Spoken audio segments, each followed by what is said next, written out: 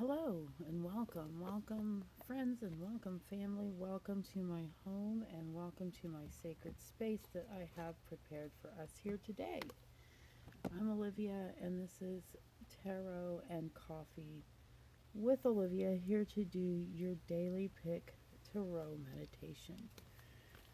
Um, you know, if you haven't started a daily meditative practice, now's a really good time to do that because you can do it with me. It can be passive and easy, and that means you can be easily successful.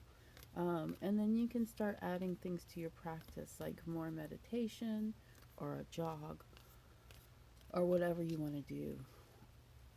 There are lots of ways to connect with me, and I'm just going to start putting my link tree right up at the very top of my bio here in this video. Not my bio, my description of this video.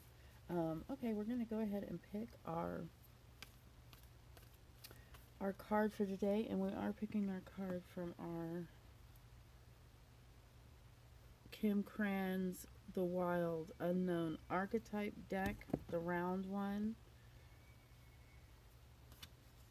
Oops, I'm going to cut the deck again. Let's go ahead and pick the card off the top, and we have the Shaman. That's a really good one to have right now, I think. I don't know. We're going to read about it, but I'm assuming the Shaman is a lot like the Magician. Here it is up close. Looks like manifestation right there.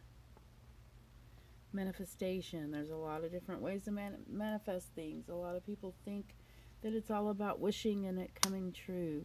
It can be that easy, but that's not really how. That's not a. That's not a, the best way to think of it, because there's a lot of stuff that goes on in order for it to come here. So let's read from our book. And and I haven't even looked it up yet. The Shaman. So hopefully this won't take too long for me to look up, and it won't be too boring while you wait. Maybe you can look at our card toppers here while we're doing that. I will show them up close later, but I haven't even found the table of contents yet. Where is it? Okay, the Shaman must be the cells, under the cells. So, page 93, the Shaman. Three archetypal ingredients constitute the Shaman, and all must be present in order to reveal its magic. First, the Shaman is activated by long-standing and diligent study, the mentor. Second, its orientation is generously and accurately aimed toward the healing of the self, the other, and the culture, the healer. And third, the Shaman has a knack for finding doorways to the other world, allowing psychic visions and old magic to leak into this world, the unseen. In this way, the Shaman is a master who bridges the everyday and the sacred, revealing the potent power needed desperately in our time. Yet where there is power, there is shadow. So the Shaman must be vigilant in studying their darkness. This card reminds us that the force of healing is ultimately not our own. We must shape it and share it with the world. When light, a fearless student and practitioner. When dark, overpromises, blames the hurts self and others. Ever promises, blames, hurts self and others. Okay. The Shaman can't be rushed. Working with this archetype requires study, perseverance. Think of it like brining or marinating. The content must permeate every fiber of its being. Honestly, I'm not sure I understood much of that, I must say. Um, so I think we're just going to move on since I didn't quite understand it. Maybe I should read it again, but not now. Let's see. I know it's going to sink in. Um, Let me show you the card toppers. We have Stonehenge here under the first card. Whoops. No, we don't. We have it here on the floor. There. There's a good picture. And then we have the waves. These are actually stickers that were from Starbucks. And here's your iced mocha frappuccino. And here comes the sun. Do, do, do, do. Okay, so we are going to try to relate the shaman to your cards today.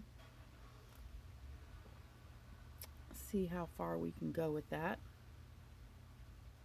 Let's go ahead and start. Let's start with the Stonehenge. We're going to go ahead and pull over the card that was under the Stonehenge and talk about what we see. There we go. The Two of Swords, battlefield of the mind. See how she's blindfolded? It's because she's looking inward. See how she has two swords? She has two choices or two paths to take. She needs to make a decision and she's in process. If we put the shaman in there, we can talk about that marinating in that learning stage, or that stage where, well, let's leave it at that. I think your mind might be able to tell you more about what's going on here than mine right now. So I do get people that read their own cards. And actually, when people read their own cards, they can be very accurate. So if this has a meaning to you, that might be a meaning that jibes a bit with what I'm putting into it. That's probably what it means. If you don't know what decision you have to make today, because sometimes I pull this card and they say, well, I don't even know what I have to make a decision about today. Well, then it's coming. It's coming. And go ahead and take the time to work it out and make the right decision. Make the one that you want to make. Make the best decision. You can do that today with the Two of Swords. And now we are going to pick up what's under the wave sticker. And we have the Queen of Hearts. She comes with a little bit of an admonition today as she was turned over. The Queen of Hearts can love too much. She's that woman. She's the woman who loves too much. She's the Queen of Hearts, and I don't think of her as the Queen of Hearts from Alice in Wonderland, because he kind of got that wrong. The Queen of Hearts can look like a crazy lady sometimes that wants everybody's heads cut off, but it's not without reason. Sometimes she can be codependent and she might yell and scream a little bit because she's protecting someone, even possibly herself. So if you have this card today and she is your queen, you need to kind of keep in perspective that if she's acting crazy, go ahead and realize that she has a reason and try to find out what it is that's going on with her. What is it that she needs? If she's you today, I know it sucks having to feel like you have to tell people things over and over and over again. Coupled with the shaman today, let's just say magical and leave it at that. The magical queen, since she was inverted, she does speak a little bit of maybe some codependence in a relationship. I kind of feel like the queen's upset today, whether she be you or whether she be someone in your life. She needs to be listened to. She needs to be heard. And now we're going to turn over your little smiley face frappuccino here.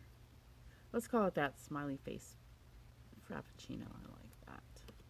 And you have the Two of Cups, which is a lovely, lovely card. This says you're probably going to be spending some time or at least having a phone call with a good old friend today. Or a very good friend. Maybe not an old friend, but a very good friend. Maybe an old friend. But that's really what that is. It's communion with a friend. And when you put the shaman in, it becomes very mysterious, doesn't it? Maybe one is teaching the other. Maybe they're teaching one another about how magic works. It's actually about practicing magic. The shaman does talk about how dangerous magic can be. I know how to. I'm a cartomancer. I know how to do magic spells with cards, but I don't. I've done 2 magic spells. Well, maybe a few more with my cards, and had them be so powerful and so dramatic and traumatic even, that I will not do that again. There's actually some people that are married that started with a spell that I did. Um, anyway, we're going to pick up the Sun. The consequences are very, it takes a lot of energy, and the consequences. Anyway, there's some more about the shaman today, I guess. If you pick the Sun, I put the Sun on this card on purpose. The Sun is illumination and happiness, and the card is the Death card. I do happen to know that even though this is a timeless video, I have invoked divine timing, that as I film this, there are a few of you out there that have experienced the death of a close loved one. And when you put the shaman with death, all kinds of magical things happen. What you need to remember, or a good thing to remember, is that when you're grieving somebody, many of us, whether it be through magic or not, get to see that loved one again. It is a very, very common, what commoners might call hallucinations. The veil is very thin, and it is very easy. Our loved ones come around and stay around a while. I still talk to my grandmother. She's here right now. I call on her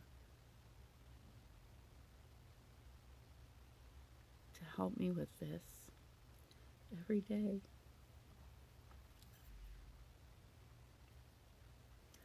That's all I have to say about the Death card right now, except for one more thing.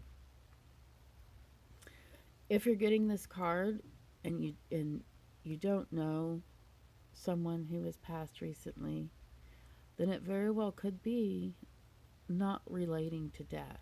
It could be more relating to a lost job or something, a big loss in your life. Maybe your car was totaled. Maybe you had a near-death experience.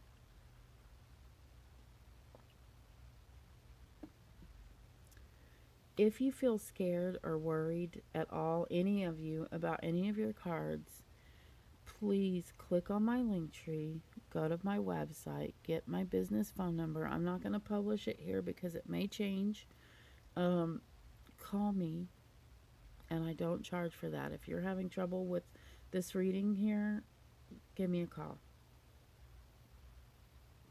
Or if you're feeling overly worried or scared. And you know what? Here we are at the end of this video. I hope you were able to get something helpful or hopeful. Do take what resonates with you, but always please do not make life-altering decisions or changes based on video pick of cards, not even this one. Please do like, share, and subscribe, and do come back. I really appreciate you guys. This means a lot to me, and you coming back, even if it's intermittently, means the world to me. So thank you for being here, and I love you. I'll see you later.